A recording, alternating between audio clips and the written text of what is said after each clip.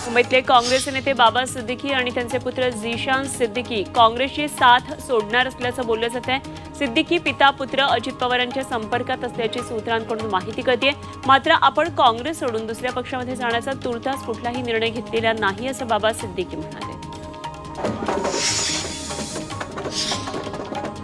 उपमुख्यमंत्री अजित पवार यांचे चिरंजीव आता राजकारणामध्ये सक्रिय झाले। जय पवार सध्या राजकारणात सक्रिय झाल्याचं चित्र पाहायला मिळते। जय पवार बारामती तालुक्याच्या दौऱ्यावर आले असता त्यांच्या हस्ते राष्ट्रवादी अजित पवार गटाच्या अनेक शाखांचं उद्घाटन करण्यात आलं। उद्धव ठाकरेंना कोकण दौऱ्याच्या पहिल्याच दिवशी भाजपनं जोरदार धक्का दिला। तब्बल 25 वर्ष आमदार असलेल्या सूर्यकांत दळवींनी ठाकरे गटाला जय महाराष्ट्र करत भाजपत प्रवेश केला। भाजप प्रदेशाध्यक्ष चंद्रशेखर बावनकुळे यांच्या उपस्थितीत बाळासाहेब ठाकरेंचे निष्ठावंत असलेल्या दळवींनी भाजपमध्ये प्रवेश केला। अमृत नोनी आर्थो प्लस ये एक प्रूवन फॉर्मूला है। इसमें मौजूद नोनी फल के गुण और आयुर्वेदिक जड़ी बूटियां शरीर को जरूरी पोषक तत्व देने के साथ साथ हड्डियों और जोड़ों के घिसने, उनमें होने वाले सूजन और दर्द को रोकने में मदद करता है। दर्द मुक्त जीवन के लिए अमृत नोनी आर्थो प्लस। वर्धा शिवसेनेच्या उद्धव बाळासाहेब ठाकरे गटामध्ये शेकडो तरुणांनी प्रवेश केला। छत्रपती शिवाजी महाराज चौकामध्ये शिवसेनेचे वर्धा विधानसभा प्रमुख निहाल पांडे यांच्या नेतृत्वात त्यांचा पक्ष प्रवेश झाला। विदर्भाचा तात्काळ दौरा करा असं घरी गेल्यावर राज आणि अमित यांना सांगणार असल्याचं शर्मिला ठाकरे यवतमाळमध्ये म्हणाल्या। पहिल्यांदाच विदर्भामध्ये आल्यावर जनतेचं हे प्रेम पाहिलं आणि या ठिकाणून आपला आमदार झालाच पाहिजे असंही त्या बोलल्या। यासाठी विदर्भात प्रचाराला येऊ अशी हमीही त्यांनी दिली। यवतमाळच्या वणीमध्ये मनसे पदाधिकारी दाम्पत्याच्या मुलीचं नामकरण शर्मिला ठाकरे यांनी केलं। मनसेचे नेते राजू उंबरकर यांच्या कार्यालयात त्यांनी पदाधिकाऱ्यांच्या भेटी घेतल्या आणि यावेळी आग्र्यावरून मनसेच्या माजी जिल्हा परिषद सदस्या अलका टेकाम त्रिंबके आणि माजी नगरसेवक धनंजय त्रिंबके यांच्या मुलीचं नामकरण केलं। येवल्यामध्ये तहसीलदारांना शरद पवार गटाकडून निवेदन देण्यात आले। शिक्षकांची रिक्त पदं भरावीत, अंगणवाडी सेविकांच्या मागण्या मान्य कराव्यात आणि सर्वसामान्यांच्या समस्यांकडे लक्ष द्यावं अशा विविध मागण्यांसाठी हे निवेदन देण्यात आलं।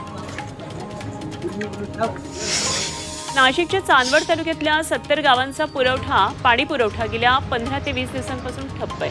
महाराष्ट्र जीवन प्राधिकरणाच्या अनागोंदी कारभारामुळे नागरिकांना पाण्यासाठी वणवण करावी लागते।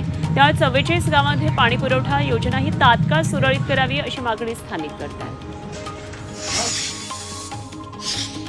सांगलीमध्ये दुष्काळग्रस्तांनी रक्त घ्या पाणी द्या अशी मागणी करत रस्त्यावरच रक्तदान आंदोलन केलं।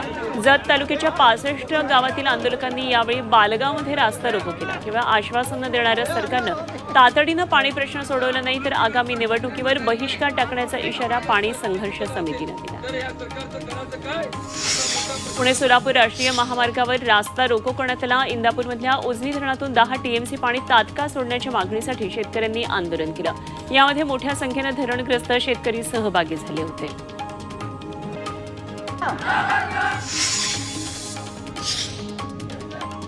पुण्याच्या आमगाव तालुक्यातल्या भाजिया पारमध्ये नागरिकांनी बेमुदत उपोषण सुरू केलंय। गौण खनिजासाठी होणारं ब्लास्टिंग तसंच या ठिकाणची कामं थांबवण्याची मागणी नागरिकांनी केली आहे। सरपंचांनी पालकमंत्री धर्मराव बाबा आत्राम यांच्या जनता दरबारात ही समस्या मांडून प्रश्न सुटला नसल्यानं उपोषण सुरू करण्यात आलं।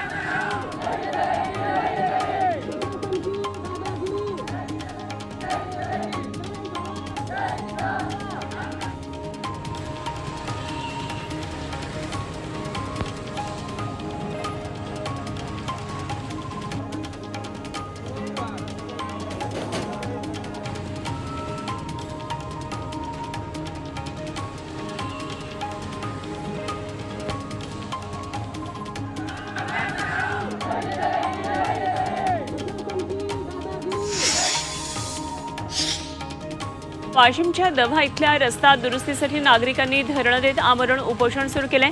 दवा फाटा ते नाथ नंगे महाराज संस्थानपर्यंतच्या रस्त्याची खड्ड्यांमुळे पुरती दुरवस्था झाली आहे। याकडे प्रशासनाचं दुर्लक्ष होते। त्यातच महाराजांची यात्रा 10 दिवसांवर येऊन ठेपली आहे। त्यावर दुरुस्तीची मागणी करत भाविकांनी आंदोलन पुकारलं।